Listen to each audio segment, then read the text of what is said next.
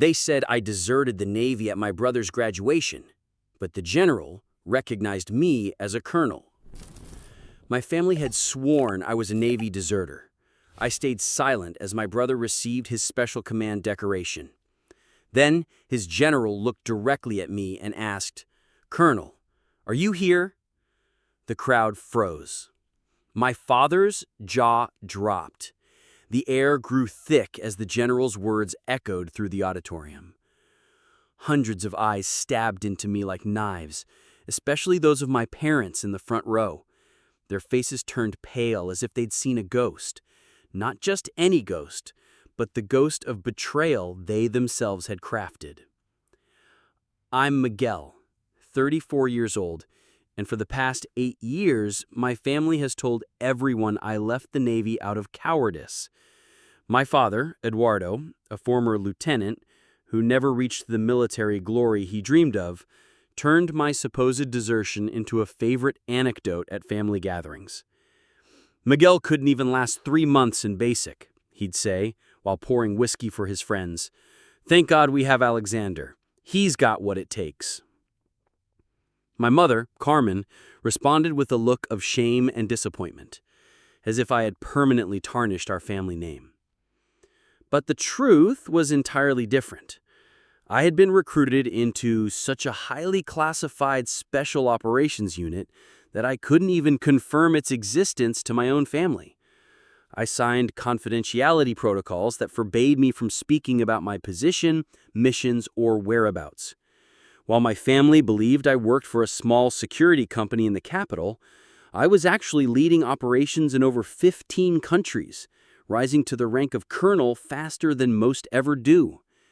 Every Christmas, every birthday, every family reunion became an exercise in restraint. At least he found something he can handle, my father would mutter, patting me on the shoulder with condescension, while praising Alexander's modest accomplishments and training. Your brother will soon be a Special Forces command. You know what that means. Of course I did. I'd trained many of them. Justice seemed like a distant dream as I kept my vow of silence. But fate has a funny way of showing up.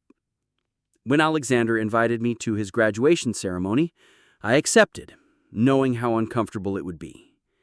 My younger brother wasn't to blame for the lies told by my parents. He genuinely believed I'd quit, because that's what he had been told since he was 16. I know this might be hard, but it would mean a lot if you were there. I picked a seat in the last row, far from my family, wearing civilian clothes instead of the uniform I'd earned the right to wear. What no one in my family knew was that General Ramirez, who would be presiding over the ceremony, had been my direct superior for 3 years, in missions still classified.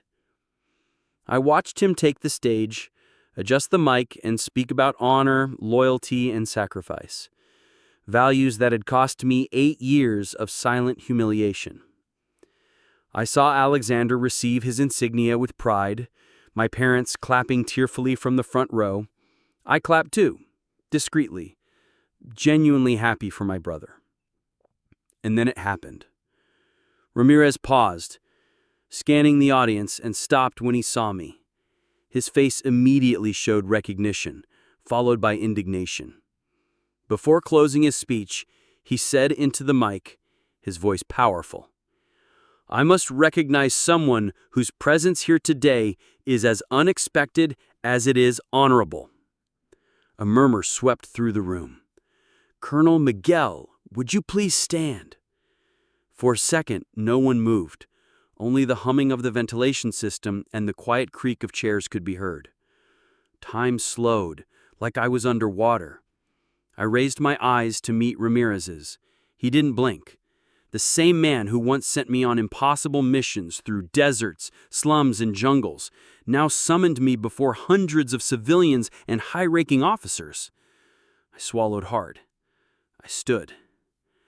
The scraping of my chair echoed loudly. Faces turned toward me. I saw Alexander, wide-eyed, mouth slightly open, like he'd been punched. My parents. Eduardo looked frozen, Eyes glassy, face red with shame or rage, hard to say. Carmen covered her mouth like she was stifling a scream.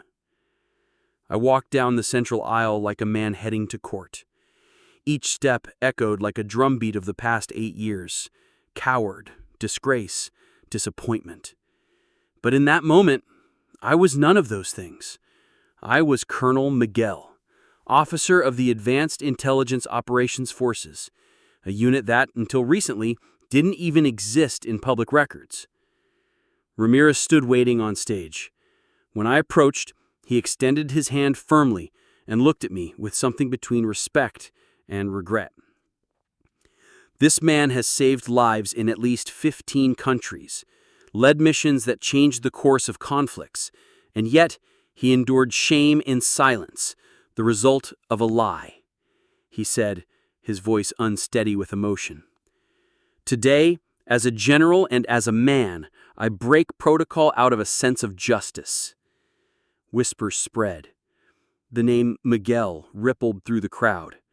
Many officers knew who I was, at least in military circles. But to my family, the people I loved most, I had only ever been the son who quit. Ramirez turned to me and embraced me, not as ceremony, but as a man unwilling to let a fellow soldier fall.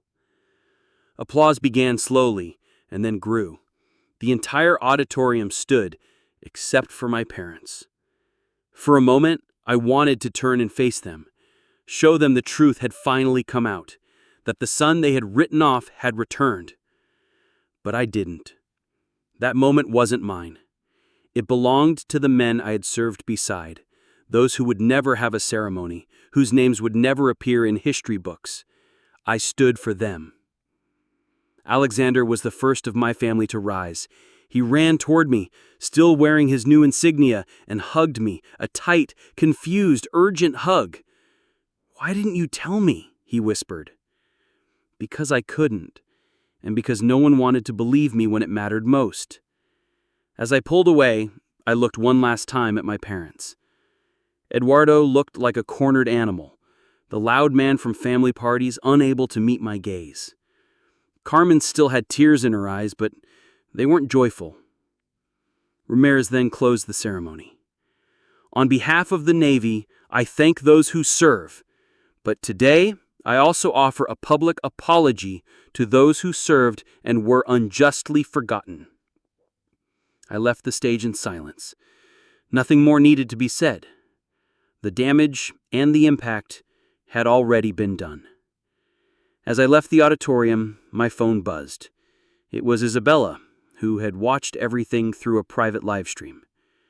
A simple message. They know now. Come home when you're ready. I'm waiting. But I wasn't ready to go home yet.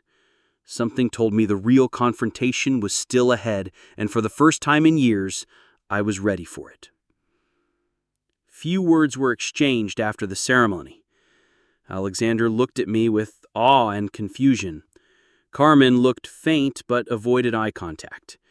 Eduardo, he walked out before I even left the stage, muttering something under his breath, shoving chairs aside. Hours later, still in civilian clothes, with my recognition medal tucked discreetly in my jacket, I accepted Alexander's invitation to dinner with the family. "They want to talk," he said, with hope in his eyes that broke my heart. The restaurant was upscale and discreet, reserved table tucked away from the rest. I arrived last, as always. The table was quiet.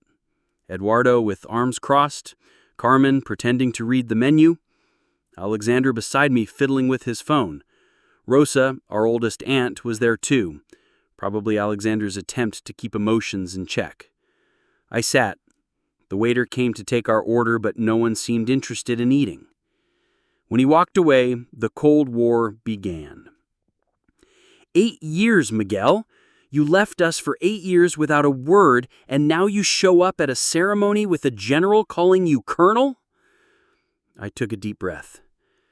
I never left you. I was always close by, but my mission didn't allow me to speak. Everything I did was by choice, yes, but also out of duty. Eduardo let out a bitter laugh. Duty? Abandoning your own family is duty now? No, father, I replied, trying to stay calm. But honoring an oath is. I swore confidentiality. I signed protocols. My life and the lives of hundreds of soldiers depended on my silence. You could have left some sign, some explanation, Carmen countered. You made us believe you had failed.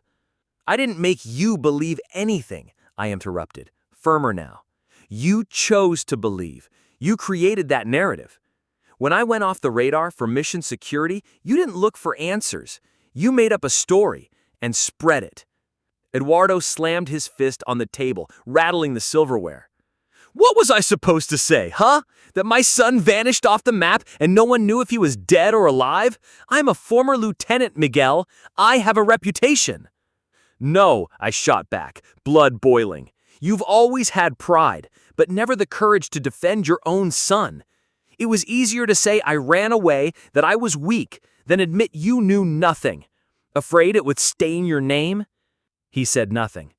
Carmen tried to soften the tension. We just wanted to understand. That's when Isabella arrived. No one expected her.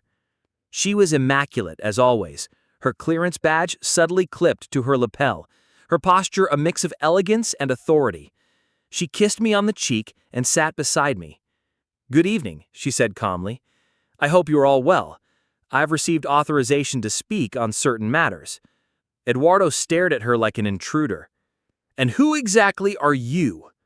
Isabella Morera, Miguel's wife, senior analyst for the Strategic Intelligence Division, and more importantly, witness to everything he's endured these past years. Silence. She continued. Miguel served in operations you will never know the details of, and everything he endured, he did for his country, for honor, and for you. He was never weak. He was strong enough to remain silent, while his own family called him a coward. No one said a word. And now? Eduardo murmured, voice cracked. You expect us to just believe this?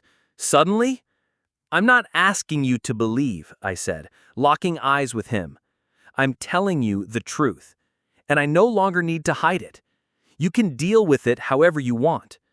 But if you're waiting for me to apologize for not being the son you expected, I'll disappoint you again. Rosa finally spoke. I knew something was off from the beginning. I always knew you weren't a coward, Miguel, but no one listened. No one wanted to.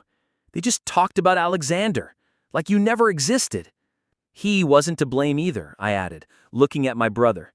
He was a victim of the same lie. Alexander nodded, visibly moved. I believed it, Miguel, because Dad said it with so much certainty. I feel like a fool. I was a kid. I just wanted a hero in the family, and they gave me the most convenient story. The waiter brought our meals, untouched. Eduardo breathed heavily, drowning in his own shame. Rosa wept silently, clutching her napkin. Isabella slid her hand over mine under the table. Quiet reassurance. There's still time, Rosa said, looking at Eduardo. To make things right. To acknowledge the son you hurt out of pride. But that's not something Miguel can do for you. That's on you. I stood up. I did my part. I was there when no one could see me. And today, for the first time, I no longer need to hide who I am. If you want to know the real Miguel, that's up to you. I paid the bill before anyone could say a word. And I left. Because what needed to be said had been said. For the first time in years, I owed no one any explanation. They say physical pain fades, but humiliation clings to you in silence, day after day. I knew that better than anyone. It wasn't loud. There were no screams, no assaults. It was something quieter, crueler. Being diminished, drop by those meant to protect you. When I was recruited, everything changed. I remember the day I got the call. I was 26 years old, newly graduated in electronic engineering, with simple plans: stay in the Navy, rise on merit, and keep my life and my record clean. Then came Commander Noguera, talking about an ultra-secret task force.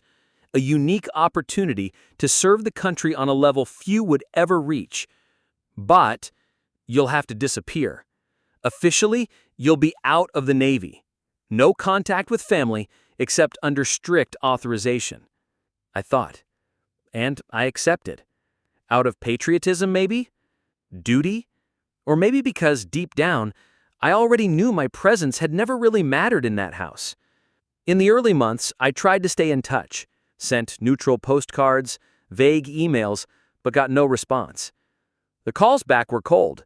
Eduardo wouldn't answer. Carmen spoke like she was on the phone with a stranger. And gradually, even that ended. I only learned what they were saying about me 3 years later when I returned to Brazil between missions.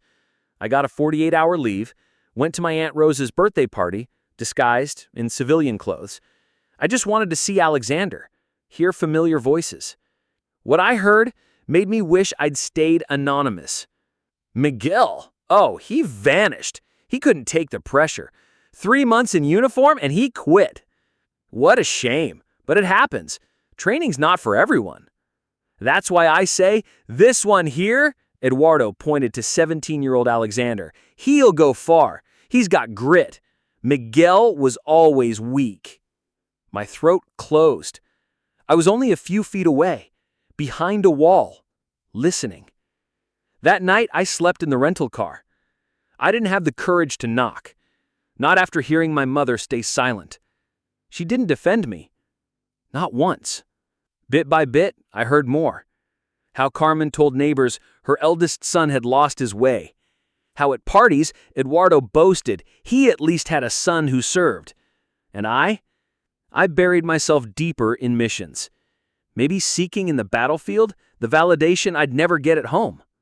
There were moments I thought of quitting, sending a letter, a photo in full uniform with my medals, screaming to the world who I really was. But that would break my oath. And if the military taught me anything, it's that your word is your bond. I remember one mission in Kandahar, Afghanistan. We'd been undercover for nearly 3 weeks, sleeping in holes, eating dry rations, praying not to be spotted. A young recruit, Silva, asked me how I managed so long away from family. I answered with the honesty that only desperation allows. I imagine I don't have one. He looked confused. I smiled, just to keep from crying.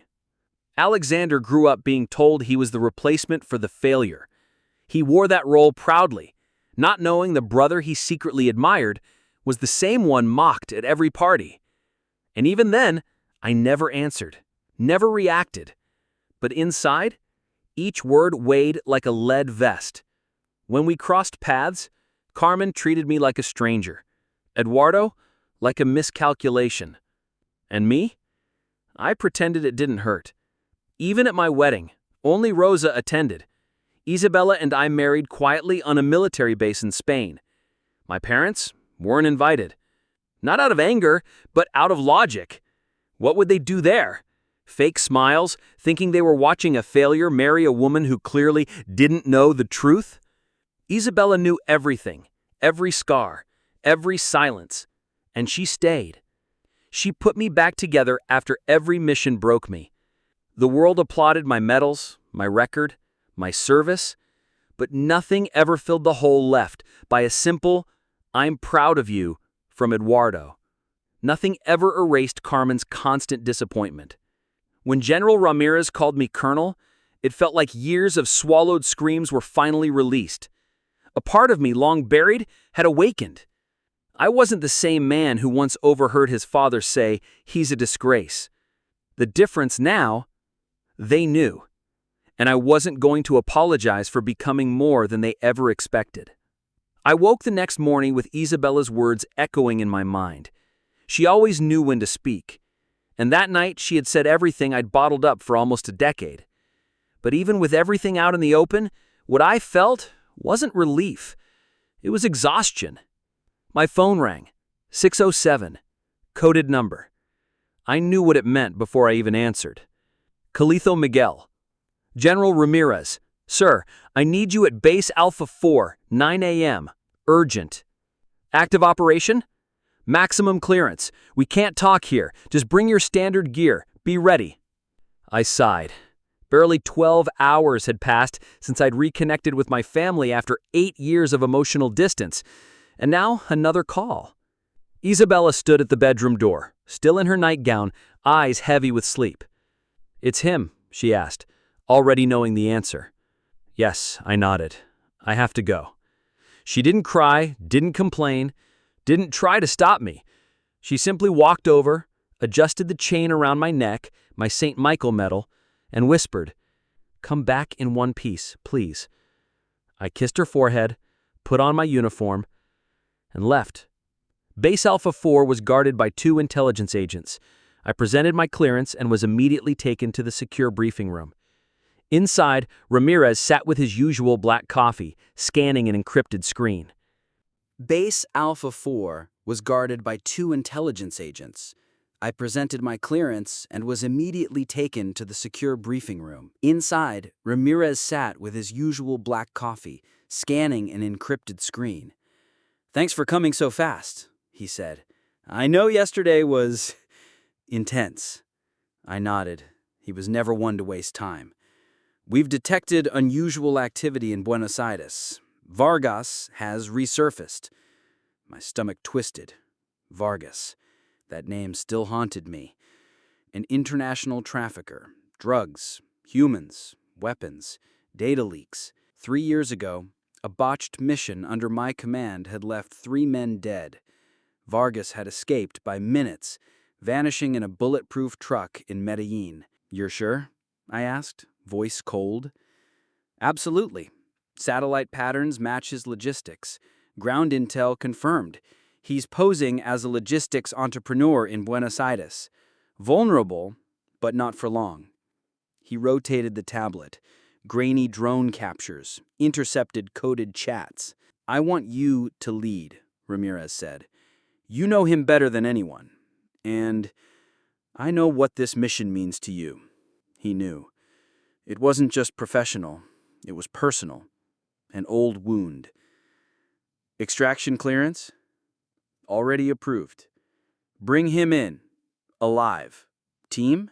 Your original unit, minus those we lost. 2 new additions. Marcos, tactical demolitions. Falcao, sniper. You trained him in Bosnia." I nodded. "We deployed tonight, but first, you need to read this." He handed me a sealed envelope. I recognized the handwriting immediately. My father, Miguel. "I know I never had the courage to face you. I didn't believe when I should have. I chose to protect my name instead of protecting you. But yesterday, I saw who you've become, and I saw the man I failed to support. I'm trying to figure out how to fix what I let rot for years. I just want you to know I'm trying. And if you ever come back, I hope we can talk.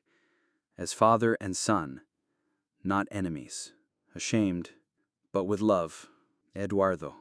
I closed the envelope slowly. "He asked me to give you that before the mission. Thought you should know something's changed." I stood still, the letter heavy in my hands, the memories heavier on my shoulders. I had a mission. Vargas was waiting, but for the first time, my father wasn't. Outside, the hangar buzzed. My team was ready. Some nodded respectfully. Others saluted, crisp, dry, respectful. "Ready?" I asked.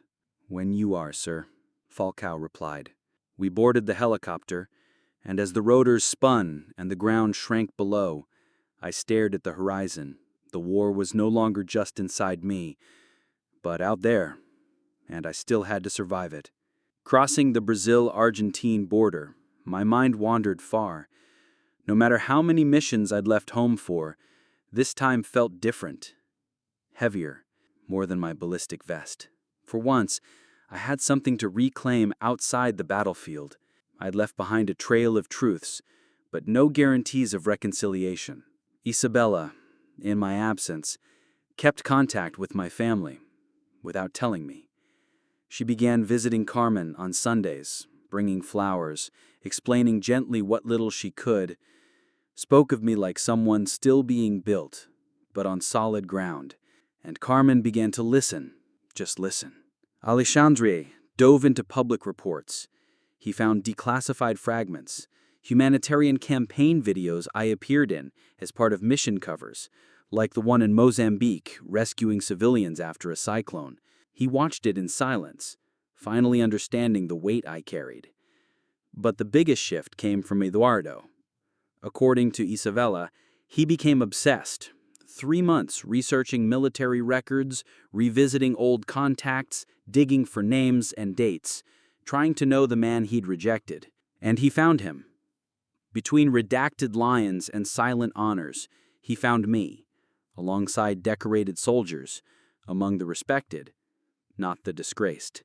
During one visit, Rosa confronted him. "You called him a coward, and now you keep his photos like trophies." "They're not trophies. They're regrets. On paper." Meanwhile, we were stationed at the auxiliary base in Tigre, Buenos Aires metro area. The mission was clear: infiltrate, monitor, and capture Vargas alive, with minimal exposure, simple in theory, never in practice. The first night we tracked movement. Vargas moved with civilian cover, minimal security, confident. That was his weakness. On day 12, green light. Go time. It was past midnight, the air thick with tension, only coded whispers in our comms. Alpha team in position. Bravo ready. Sniper in scope. Green light. We moved.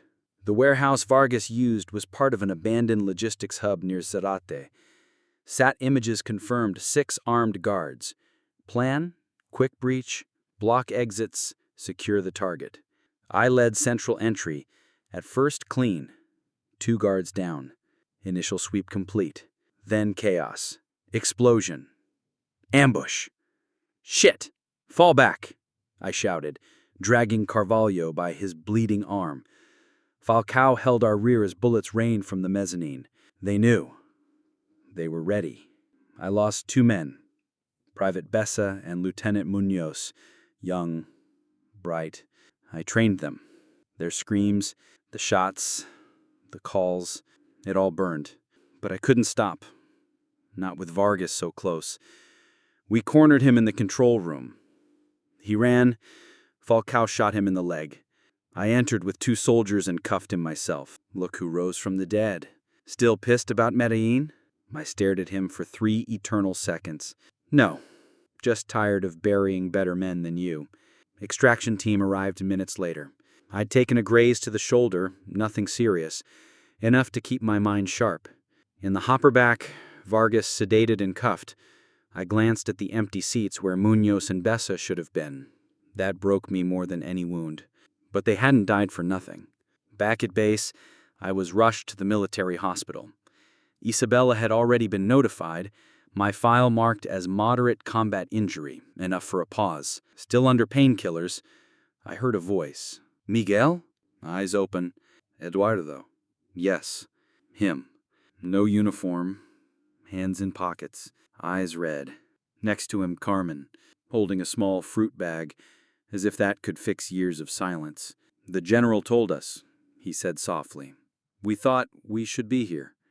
I didn't reply, just closed my eyes and let them stay. Maybe for the first time, they truly were. I stayed 5 days, just enough for the stitches to heal and for the pain to change form. They came every morning. Eduardo read the paper like it was normal. Carmen brought coffee like she always had. I stayed silent, not from anger, but because I truly didn't know where to begin. On the 3rd day, when Isabella arrived, they were already there. It was strange to see them peacefully sharing the same space. She kissed my forehead and whispered, "They don't miss a shift, even when you're asleep." That was also the day Alexander showed up. He walked in awkwardly, holding a chocolate cake from the corner bakery. He sat at the edge of the bed and looked at me like he never had before, with genuine admiration. "I read everything," he said. "I watched every video, read every line. I don't know how they expect you to go back to work after all that." I smiled for the first time in days. It's not work, it's a mission. We choose this path because someone has to. He nodded and, in a shy gesture, rested his shoulder against mine. I'm sorry for believing them, for repeating the jokes, for being proud of a brother I thought was better just because he was more visible. It wasn't your fault, Alexander. You were just a kid. They should have taught you to look deeper. On the third day, when Isabella arrived, they were already there. It was strange to see them peacefully sharing the same space. She kissed my forehead and whispered, "They don't miss a shift, even when you're asleep." That was also the day Alexander showed up. He walked in awkwardly, holding a chocolate cake from the corner bakery. He sat at the edge of the bed and looked at me like he never had before, with genuine admiration. "I read everything," he said. "I watched every video, read every line. I don't know how they expect you to go back to work after all that." I smiled for the first time in days. It's not work, it's a mission. We choose this path because someone has to. He nodded and, in a shy gesture, rested his shoulder against mine. I'm sorry for believing them, for repeating the jokes, for being proud of a brother I thought was better just because he was more visible. It wasn't your fault, Alexander. You were just a kid. They should have taught you to look deeper. On the morning of the 5th day, I was discharged. I could have gone straight home with Isabella, but I didn't. "Come spend a few days with us," Carmen said, while folding one of my shirts they brought from the hospital. I looked at her in surprise. "At your place?" "Yes," Eduardo answered, still staring at the floor. "Isn't that too much?" "It's the least we can offer." I hesitated.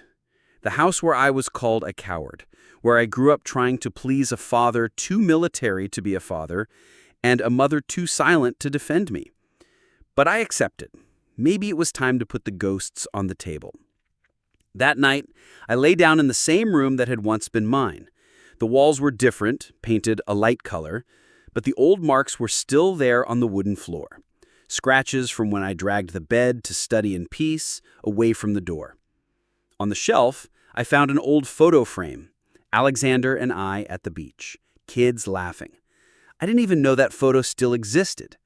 I slept there for the first time in years, in that house, and no one called me a deserter. The next afternoon, Eduardo called me out to the back terrace. He was sitting in a rocking chair with a wooden box on his lap. When I approached, he opened the lid and showed me an old medal, pinned to a worn cloth. I recognized it immediately. Cruz del Valor. That's not given lightly. Definitely not, he replied hoarsely. Operation in Nicaragua, 1988. It was classified at the time, only got official recognition in 2003. But I never spoke of it, not even to your mother.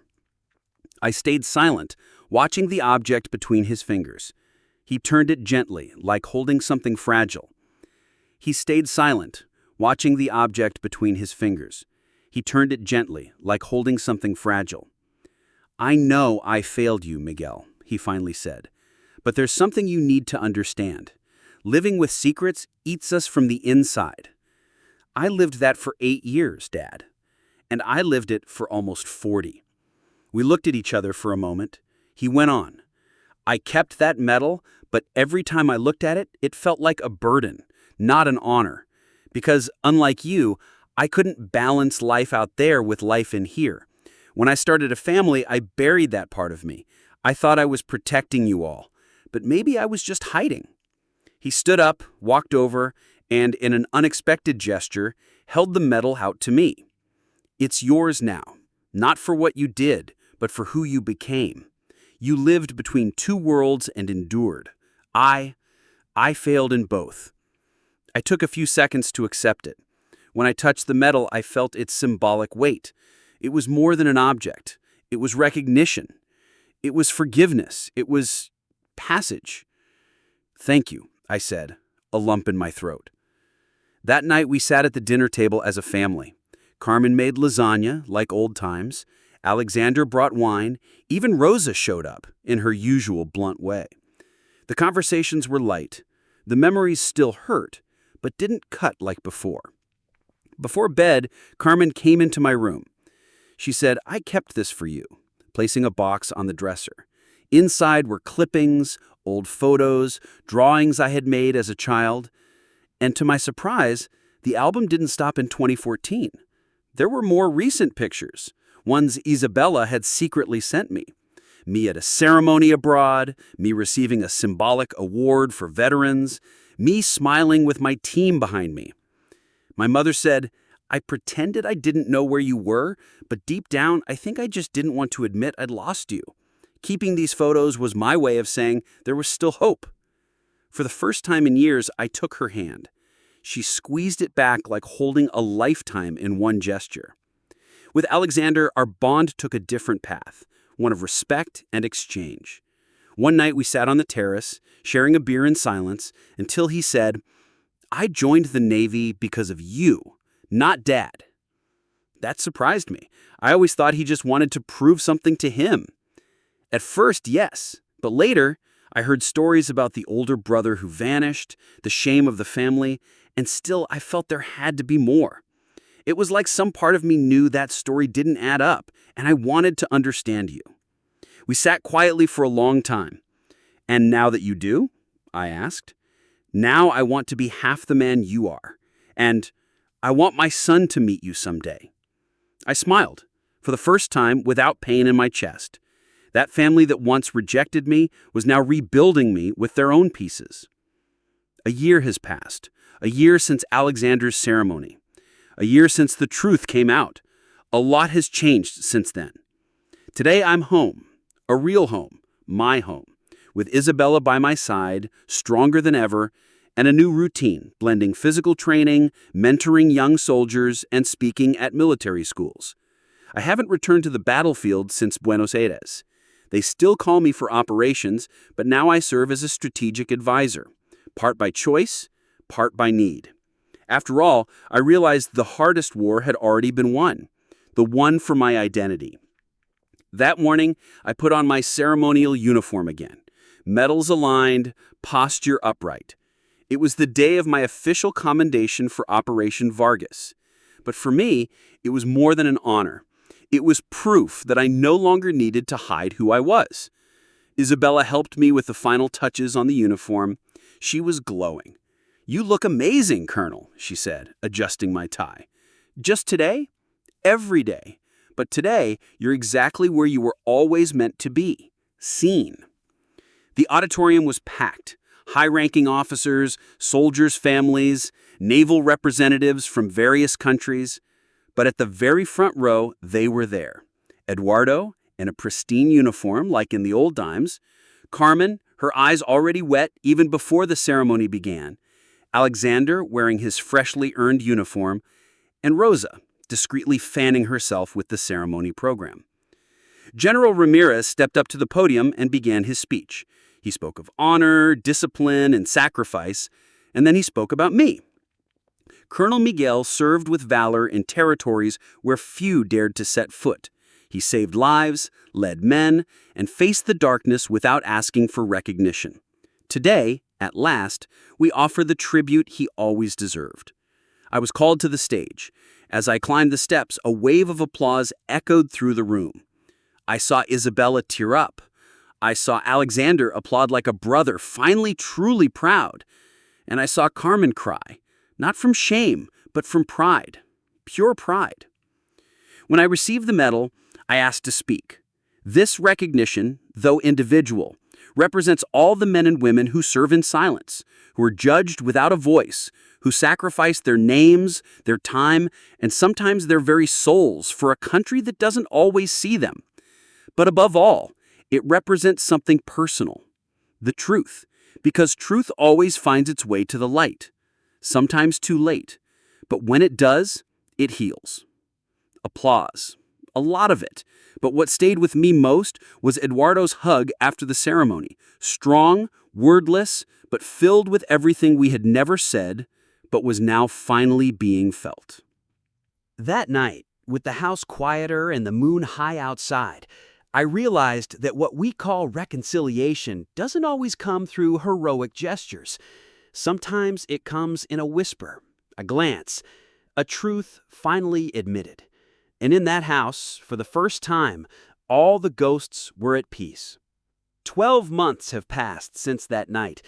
Today, I look out the window of my new office, not the military one, but the civilian one. I opened a support center for veterans and military families who've suffered from separation, trauma, and secrets. A place where truth no longer needs to be silenced.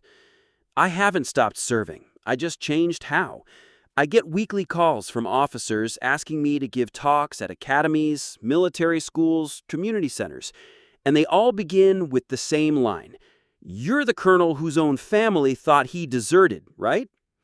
Yes, that's me, but now I'm also the man who rebuilt the bonds, unearthed his story, and rewrote it with dignity.